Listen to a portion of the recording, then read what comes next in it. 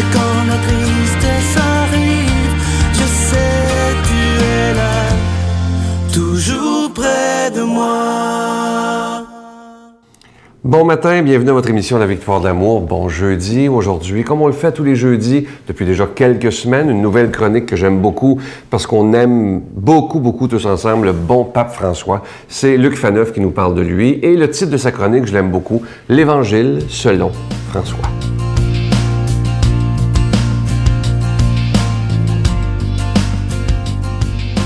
Bonjour et bienvenue à notre série de chroniques en l'Évangile selon François. Alors, je vous expliquais la semaine dernière comment est-ce que ça a pris l'extrême humilité et le courage de Benoît XVI, qui a remis sa démission pour permettre l'élection de ce pape, le cardinal Bergoglio, qui allait décider d'être nommé le pape François. Déjà, lorsque, à la Loggia de Saint-Pierre, au balcon, il a annoncé son nom, les gens ont été bien surpris. De l'ensemble des catholiques, le monde entier, on se demandait, mais le pape François, François qui? Évidemment, tout le monde pensait à François d'Assise, n'est-ce pas? Ce grand saint du 13e siècle, qui est arrivé dans une époque où l'Église était vraiment extrêmement corrompue et, était un peu trop attachée aux richesses matérielles, où on pensait peut-être à François Xavier aussi, le grand compagnon d'Ignace de Loyola, parce que voilà, le pape Bergoglio, le pape François est un jésuite aussi, donc un disciple de Saint Ignace. Mais bien vite, on a compris qu'il s'agissait, tout jésuite qu'il était, il avait choisi un nom de franciscain. Et ça, tout de suite, dans les premiers gestes qu'il a fait, il a révélé que voilà, son être tout entier était vraiment en accord avec le nom qu'il avait choisi. Ses premières paroles, toutes simples, « Buonasera, fratelli, sorelle », « Bonsoir, frères et sœurs ». Et tout de suite, ce qu'il a fait, un geste absolument extraordinaire, il a fait prier la foule sur lui et sur Benoît XVI. Et il s'est incliné devant la foule. Il s'est incliné en signe d'humilité, en signe d'accueil. C'était quelque chose déjà a priori. Vous savez, quand on a une image d'un pape qui est le grand prince, n'est-ce pas, comme les anciens empereurs romains et le reste, ce signe comme ça de, voilà, je vous demande de prier pour moi humblement parce que j'accepte là une charge que je sens peut-être bien lourde sur mes épaules.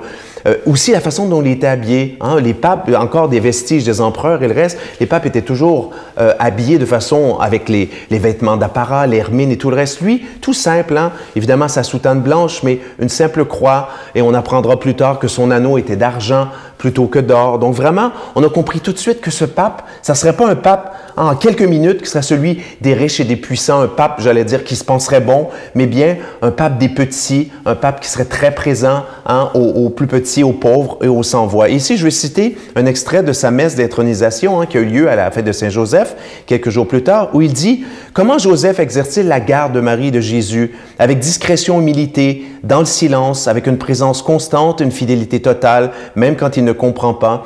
Joseph est là, il accompagne chaque moment avec prévenance et amour. En Joseph, et écoutez bien, chers amis, nous voyons comment on répond à la vocation de Dieu avec disponibilité, avec promptitude, vraiment rapidement, mais nous voyons aussi quel est le centre de la vocation chrétienne, le Christ.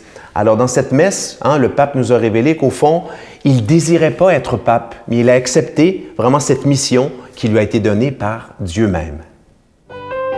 Notre Père qui es aux cieux, que ton nom soit sanctifié, que ton règne vienne, que ta volonté soit faite sur la terre comme au ciel. Donne-nous aujourd'hui notre pain de ce jour. Pardonne-nous nos offenses comme nous pardonnons à ceux qui nous ont offensés. Ne nous laisse pas entrer en tentation, mais délivre-nous du mal, car c'est à toi qu'appartient le règne, la puissance et la gloire pour les siècles des siècles. Amen. Je vous parlais la semaine dernière de ce cadeau dont on est tellement fiers. C'est une idée du bon pape François. Je vous disais, j'ai oublié de vous dire la semaine dernière que le produit Miséricordia, qui comprend le chapelet de la miséricorde, où les grains sont en forme de cœur, une belle image de Jésus miséricorde, les instructions pour vous expliquer comment dire ce chapelet, c'est différent des autres chapelets. C'est tellement populaire en Europe qu'il en manque partout.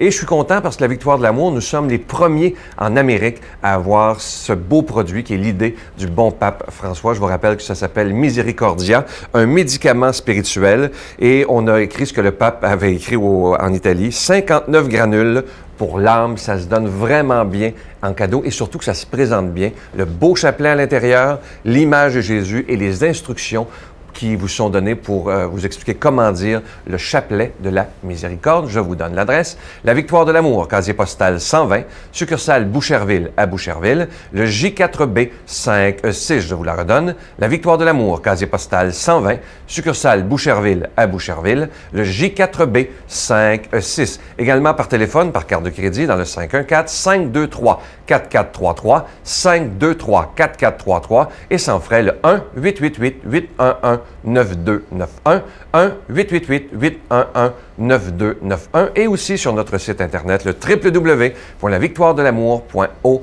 Alors, n'oubliez pas, ça se donne bien en cadeau. Je trouve ça tellement original. Notre pape François a vraiment de très, très bonnes idées. Ce médicament spirituel, vous le voyez à l'écran, Miséricordia, et ça comprend le chapelet, l'image et les instructions.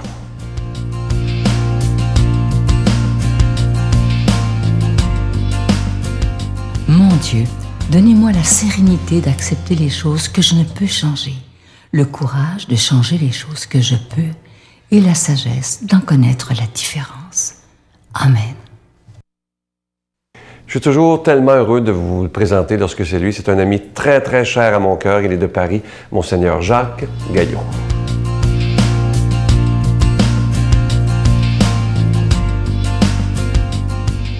Évangile selon saint Marc. Jésus se rendit dans la région de Tyr. Il était entré dans une maison et il voulait que personne ne le sache. Mais il ne réussit pas à se cacher. En effet, la mère d'une petite fille possédée par un esprit mauvais avait appris sa présence et aussitôt, elle vint se jeter à ses pieds. Cette femme était païenne, de nationalité syrophénicienne, et elle lui demandait d'expulser le démon hors de sa fille.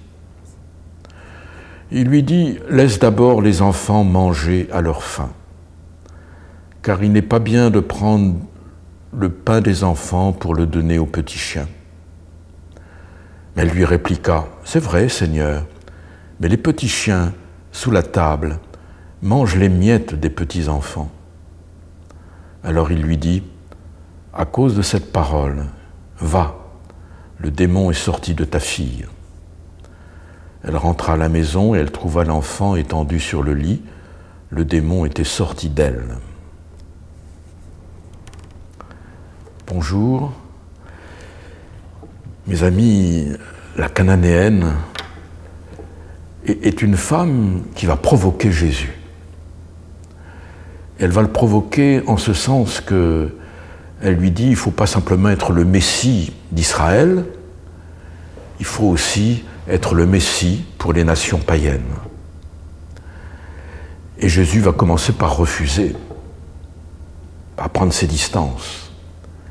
Et puis, il va se laisser faire en quelque sorte.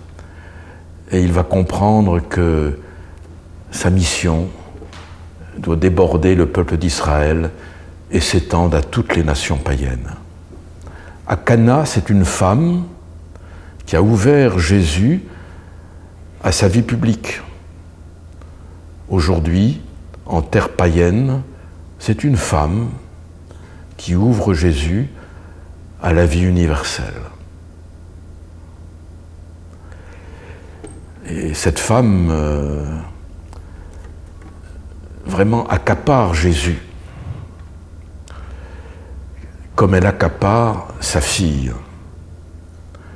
Et Jésus s'en rend compte. Et pour guérir la fille, il faut d'abord qu'il guérisse la mère. Et Jésus comprend que la mère mange, au fond, le pain qui est réservé aux petits-enfants. Et sa fille n'est pas rassasiée de ce pain. Et tant qu'elle ne sera pas rassasiée de ce pain, sa fille ne pourra pas être guérie. C'est sa mère, au fond, qui pense pour elle, qui a des projets pour elle, qui a des vues pour elle, et sa fille doit penser comme elle. Il faut que la mère accepte de laisser sa fille vivre elle-même et prendre aussi sa vie en main. Il faut que sa fille naisse à elle-même. Et la femme accepte, c'est vrai. Et même sous la table, les petits chiens doivent se contenter de miettes. Et à ce moment-là, sa fille est guérie. Jésus n'a pas besoin de se déplacer. Il faut qu'il guérisse d'abord la mère. Donc on a ce double miracle, vous voyez. Jésus qui prend conscience de sa mission universelle et qui guérit la mère. Je connais un jeune de 25 ans qui s'appelle Rodolphe. Il était très, très marqué dans sa famille parce qu'il n'était pas désiré. Sa mère ne le voulait pas. Elle lui a dit « Je ne voulais pas, c'est ton père qui a voulu que tu restes. » Et ils ont divorcé. Et donc c'est sa mère qui l'a élevé, mais ça a toujours été mal passé. Et cette blessure fait que Rodolphe n'arrive pas à être adulte. Et à 25 ans, il ne peut pas travailler, il est indemnisé, je crois à 100%, il a des médicaments à n'en plus finir, qui fait qu'il n'est jamais totalement lui-même à cause des médicaments. Et parce qu'il n'a pas été aimé étant jeune, qu'il n'a eu personne à côté de lui, eh bien, il porte cette blessure. Et je lui disais à Rodolphe, il faudrait que tu puisses être aimé par une femme. Et ça s'est produit. Et une femme d'une trentaine d'années, un peu plus âgée que lui, musicienne, l'a compris, l'a aimé, et ils sont ensemble aujourd'hui. Et Rodolphe a commencé à devenir un peu lui-même. Il m'a dit, maintenant je prends pratiquement plus de médicaments, et il va mieux. Parce qu'il y a eu cette confiance de quelqu'un qui a guéri sa blessure de ne pas être aimé. Il existe pour quelqu'un. Alors, c'est ce qu'a fait Jésus pour la Cananéenne, pour sa fille, et c'est ce que nous avons à faire aujourd'hui. Nous sommes faits pour une mission qui n'a pas de limite, et nous sommes faits pour que chacun d'entre nous existe pour quelqu'un. Alors je vous bénis, vous et vos familles, de tout mon cœur, au nom du Père et du Fils et du Saint-Esprit. Amen. Je vous salue Marie, pleine de grâce. Le Seigneur est avec vous. Vous êtes bénie entre toutes les femmes, et Jésus, le fruit de vos entrailles, est béni. Sainte Marie, Mère de Dieu, priez pour nous pauvres pécheurs, maintenant et à l'heure de notre mort. Amen.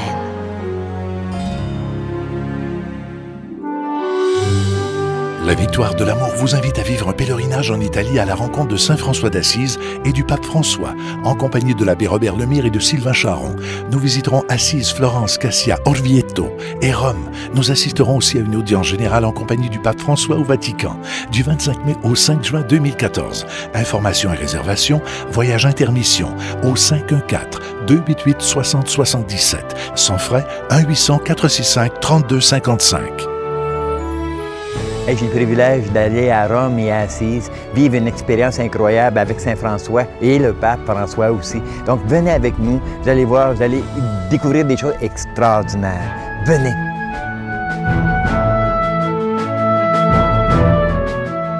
Je vous laisse avec une belle pensée qui me fait sourire. C'est toutes des pensées que je mets sur Facebook. Écoutez bien. En cas de difficulté, dites-vous toujours ceci. Ceux qui me jalousent me font briller. Ceux qui me critiquent me font avancer. Ceux qui me détestent me rendent plus fort. Et ceux qui m'aiment me les font tous oublier. C'est de toute beauté, c'est trop mignon. Je vais vous souhaiter une belle journée aujourd'hui. Venez nous rejoindre sur Facebook. Vous savez qu'on est maintenant plus de 60 quelques mille personnes qui suivent la Victoire de l'amour à tous les jours. Merci d'être là. C'est tellement agréable de vous lire. Ça me touche énormément. Je vous souhaite une belle journée et moi, je vous attends demain matin. Bye bye. Je suis ton ami, quoi qu'il advienne, je serai là pour te parler. Je suis ton ami, les jours de peine, en m'écoutant, tout va changer.